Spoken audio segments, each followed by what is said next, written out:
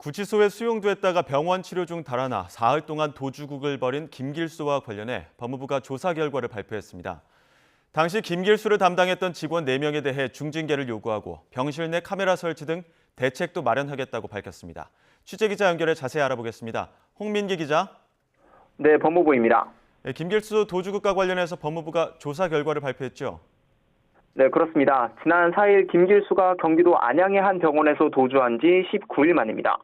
법무부는 먼저 당시 수용자 경계를 소홀히 하고 적절한 사후 조치를 하지 못한 담당 직원 4명에 대해 중징계를 내려달라고 징계위원회에 요구했다고 밝혔습니다. 이들 가운데 2명은 당시 현장에 있었는데 물을 들어 잠시 자리를 비우거나 한눈을 파는 바람에 김길수가 병실 밖으로 벗어나는 것을 보지 못했고 병원 지하 2층까지 쫓아갔지만 끝내 놓친 것으로 조사됐습니다. 당직을 맡고 있었던 다른 직원 2명은 김길수의 도주 사실을 알고도 매뉴얼을 어기고 즉각 경찰에 신고하지 않은 것으로 드러났습니다.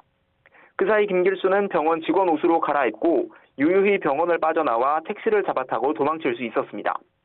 법무부는 또 서울구치소장과 부소장을 비롯한 주요 간부들에게도 감독을 소홀히 한 책임을 물어 징계를 요구하고 인사조치도 단행할 예정입니다. 당시 서울구치소에 수용됐던 김길수가 외부 병원에서 치료를 받다가 도망친 만큼 법무부는 이와 관련한 대책도 내놓는데요. 외부 병원에 진료를 받으러 오거나 입원한 수용자에게 위치 추적 전자장치, 이른바 전자발찌 착용을 의무화해 도망칠 의지를 사전에 차단한다는 계획입니다.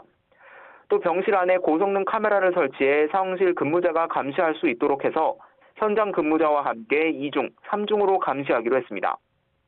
교정기관이 항상 이용하는 외부 병원 병실에는 출입문에 잠금장치나 철창 등을 달아 도주를 막겠다는 계획입니다. 지난 4일 새벽 도망쳤던 김길수는 지인과 가족 도움을 받아 서울과 경기도 곳곳을 돌아다니다가 도주 63시간 만인 지난 6일 경기도 의정부시에서 경찰에 검거됐습니다. 우선 도주 혐의로 김길수를 넘겨받은 검찰은 계획된 범행이었는지를 조사하고 있는데요.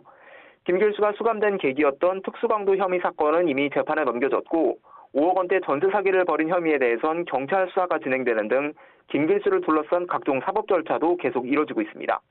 지금까지 법무부에서 전해드렸습니다.